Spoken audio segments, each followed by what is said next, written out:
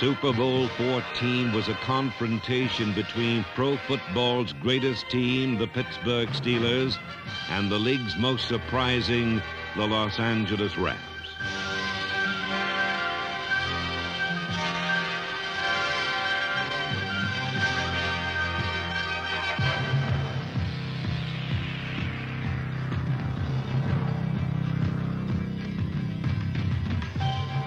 For 3 full quarters and 10 minutes of the fourth, kid quarterback Vince Ferragamo matched Terry Bradshaw pass for pass, big play for big play, touchdown for touchdown.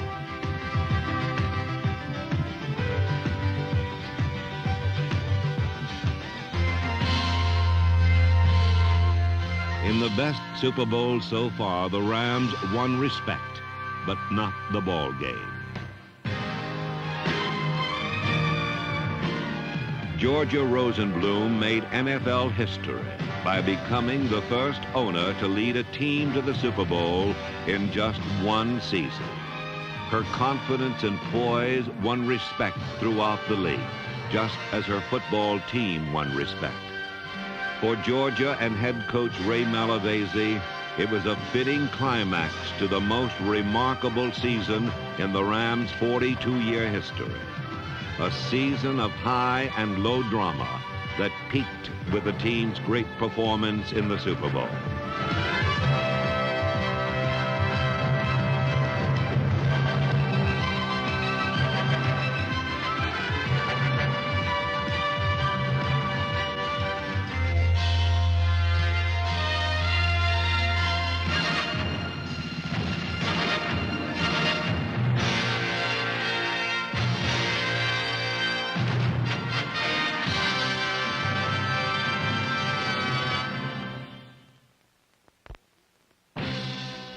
The season of '79 began amid the sweat and strain of summer camp, with the Rams odds-on favorite to win the West for a record-breaking 7th straight time.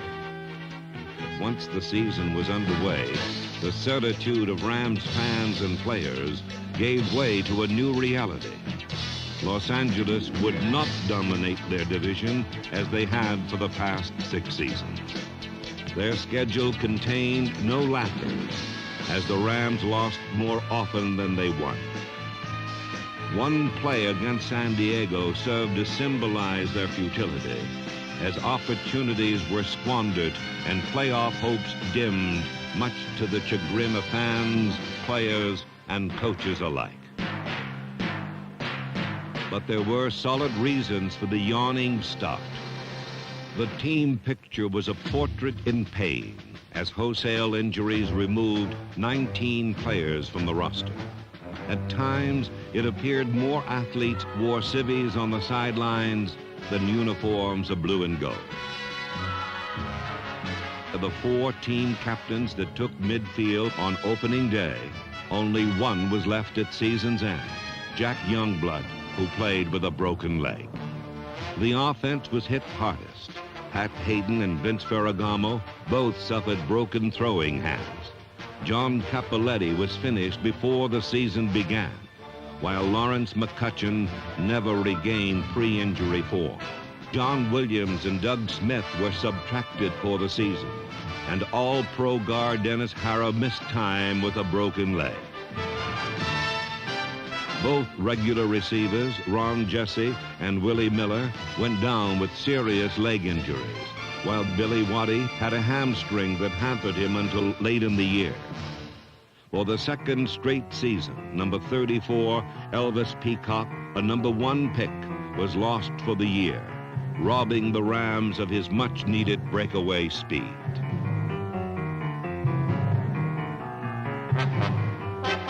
The unprecedented string of injuries also ripped the defense. Number 27, pinwheeling Pat Thomas, tore a calf muscle, while his counterpart, Rod Perry, hurt a knee. Starting tackle Cody Jones and Carl Eckern went out for the year. Finally, there was the celebrated fracture by Jack Youngblood. Despite the serious injuries, there were some early memorable moments On a Thursday night in Denver, Dave Elmendorf's blitz sacked Craig Morton, causing him to fumble. Middle linebacker Jack Reynolds, behind a block by number 59, Bob Brzezinski, crawled into the end zone for the TD that gave the Rams a hard-fought 13-9 win over the Broncos. It was rock-ribbed defense at its best, but nothing compared to what took place in the Kingdome several weeks later. The Rams held the explosive Seahawks to an NFL record -7 yards of total offense.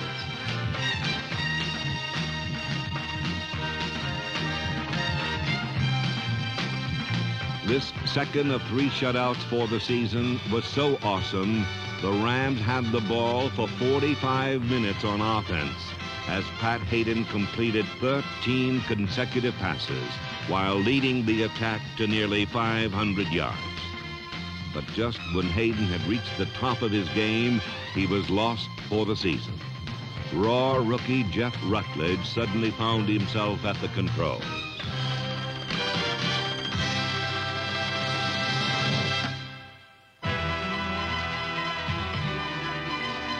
In Chicago's Soldier Field, rookie Rutledge made his starting debut.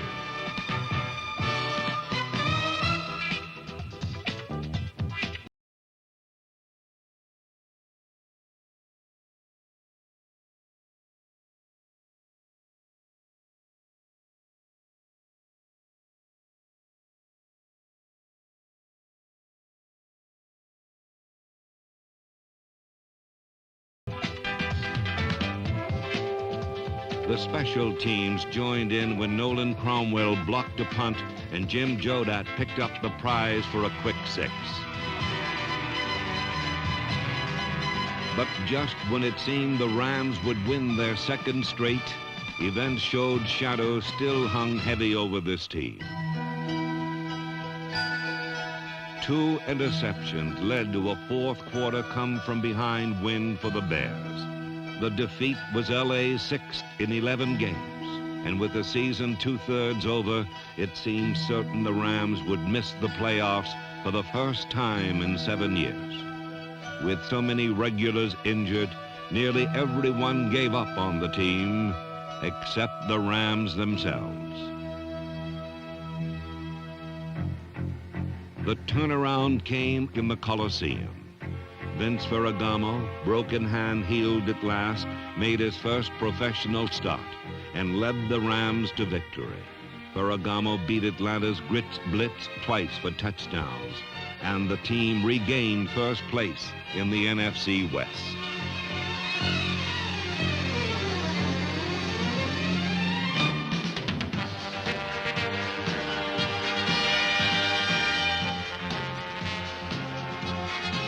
The next week in San Francisco, Ferragamo passed to Wendell Tyler, who slipped 2 tackles for a 71-yard touchdown, the longest of the year. Candlestick Park marked the Ram debut of veteran quarterback Bob Lee, who hurled the winning touchdown to receiver Ron Smith. Los Angeles had not only won its second straight, but it added stability to its quarterback core. Next, against arch-rival Minnesota, Lee's acquisition again paid off with a bomb to Preston Denard. The special teams continued to glitter when number 37 Ivory Sully spiked a Viking punt and Joe Harris returned it 31 yards for a score. It was LA's 3rd touchdown of the year with a blocked kick. Despite the heroics, however, the game ended in regulation time, tied at 21. The Rams' hopes for the playoffs now hinged on sudden death. The Vikings are going to go all out after the Rams, and Corral has to get that kick up quickly. One of the biggest kicks of his career coming up now as the Rams' playoff chances hanging in the balance. Sudden death overtime.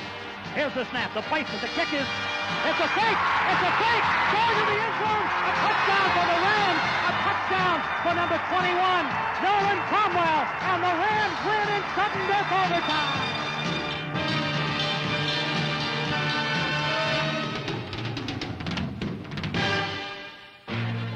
Next, in Atlanta, Los Angeles moved into high gear. Led by the passing of their young quarterback, the Rams set a new NFL record by winning their 7th consecutive division title with a romp over the Falcons.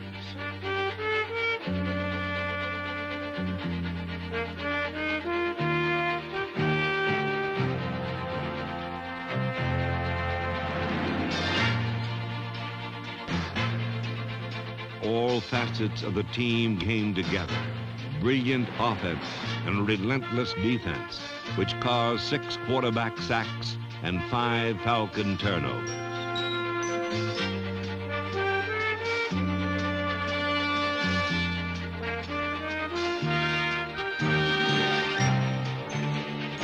One score came when number 53 linebacker Jim Youngblood produced his 2nd touchdown interception of the season. The Rams had overcome a horrible start and unprecedented injuries to enter the NFL playoff picture for the 7th straight season.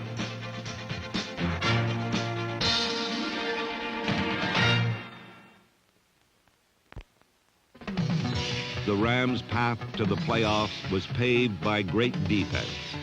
It featured a superior secondary, superb linebacking, and an overpowering front 4 of Jack Youngblood, Mike Fanning, Larry Brooks, and Fred Dreyer. While perennial All-Pro Youngblood is the captain and emotional leader, Dreyer, number 89, represents intelligence and speed. For this is a unit characterized by brains as well as brawn, confusing offenses and wrecking blocking patterns so often it led the NFC in sacks with 52.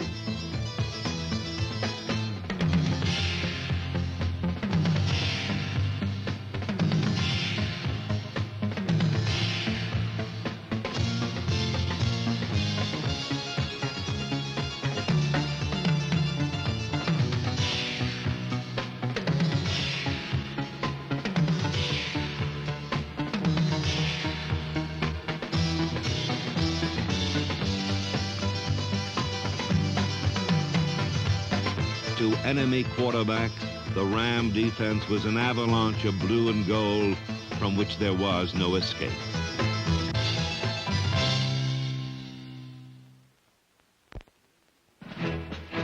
The injury-shredded offense was severely hampered by the subtraction of Pat Hayden and his 2 talented targets, Willie Miller, number 82, and Ron Jesse, number 81.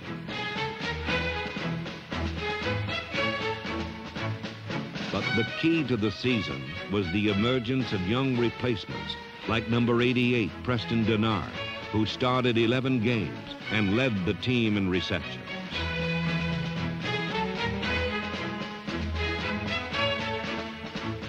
Further proof of team depth came from the Rams' rookie trio of Hills.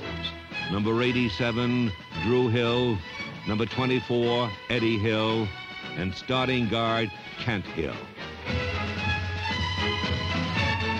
Number 87, Drew, was a low-round pick who started several games at wide receiver, while number 24, running back Eddie, was a 2nd-round choice in the draft.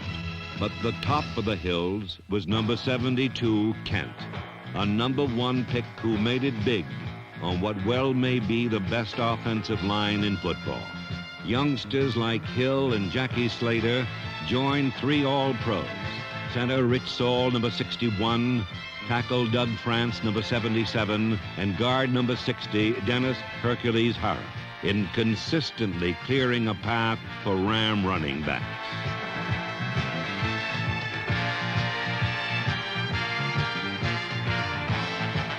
The blocking of fullback Cullen Bryant, number 32, paved the way for Wendell Tyler's 1,100-yard season. Bryant, who replaced John Cappelletti, has the body of a lineman and blocks like one, escorting Tyler around the corners so well, the scatback from UCLA led the NFL in rushing average with 5.1 yards a carry. But the big story on offense was the young man with the face of a matinee idol, but the inexperience of a rookie. With Vince Ferragamo standing tall and strong in the pocket, L.A. won 4 of the 5 games he started at season's end, and it was now apparent the fate of the Rams rested on his right arm as the NFL playoffs loomed ahead. Against Dallas, the Rams attempted to erase the stigma of being December dropouts. Every man knew the success of the season would be measured by his performance in the playoffs. Vince Ferragamo calmly and coolly outpassed Roger Staubach, hitting 3 long-distance scoring passes. With 11 seconds left in the first half, Ferragamo, clobbered hard as he threw, flashed a lightning strike to Ron Smith. 65,000 Cowboy fans sat silent as the Rams went wild. Part of Ray Malavese's innovative game plan was a 7-back defensive alignment that had even the Cowboy computer stumped. Roger Staubach was completely befuddled, searching in vain for open receivers. When he did unload, there were no waiting white jerseys, only blue and gold. But with 2:16 remaining in the game, Dallas led 19-14. Malavese putting his fate in the hands of Vince Ferragamo, the young quarterback 50 yards away. The game on the line. Ferragamo back to pass. He throws. Lodi with the catch at the 25, the 20. Touchdown Rams! Touchdown Rams! In the biggest single upset of the season, the Rams stunned the Cowboys and won a weekend in Tampa Bay for the championship.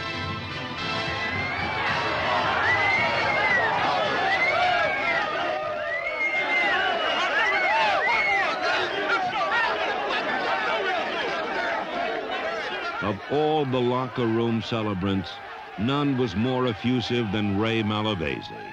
I've been around football all my life. That's the best damn effort I've seen any team my whole career ever give.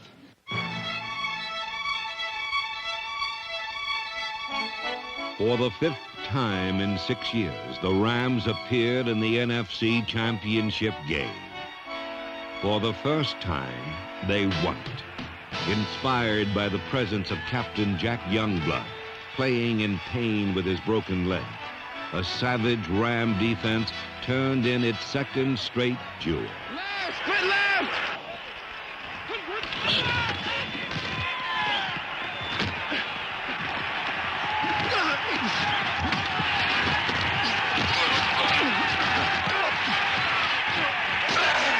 Tough as they were on Ricky Bell and company, the defense was even stronger against the pass. Tampa Bay quarterbacks completed only 4 of 27 all day.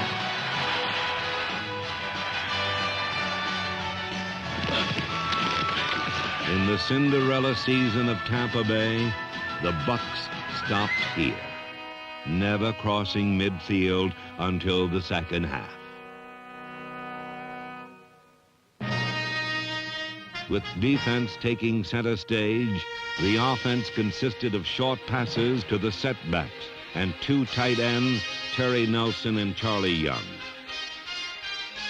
In a game without touchdowns, 3 Frank Corral field goals were the difference in a 9-0 shutout that wasn't as close as the score would indicate. On the threshold for most of the 70s, the Rams had pulled together to reach the goal that had eluded them.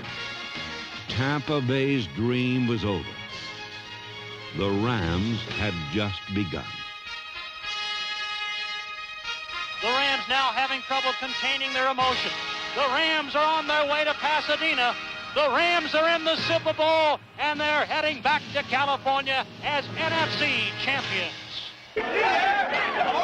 For General Manager Don Kosterman, who had been through it all, 7 years of frustration was over. The tantalizing target of a Super Bowl was now a reality. I told you last week, Pasadena, bring the room. We're going to be wonderful. for not only myself, but all the other players. We've been through hell this year. We really have. And we all stuck together. Remember, we got one more to get. Yeah, we got one more to get. Let's go get Pittsburgh's ass. Playing in Pasadena, virtually their own backyard, the Rams' first Super Bowl appearance was truly a super accomplishment for owner Georgia Rosenblum. It's axiomatic you can't run on Pittsburgh, but the Rams ran all afternoon.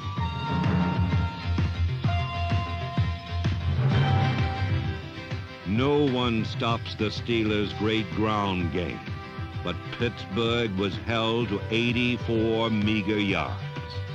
Vince Ferragamo showed exceptional poise as the Rams rolled up over 300 yards against the steel curtain defense. But in the end, the Bradshaw arm was the magic charm.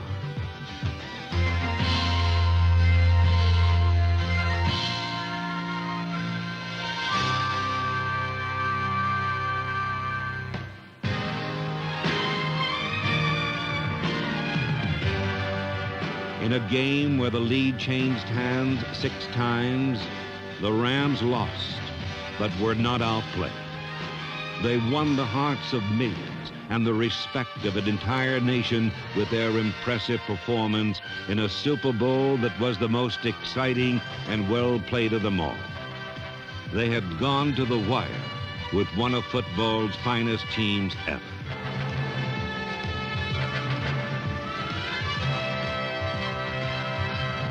Next year in their new home in Anaheim, a new era will dawn. With their legion of injured returned to health, the Rams will be aiming at an 8th consecutive division title and a second chance at the Super Bowl as well.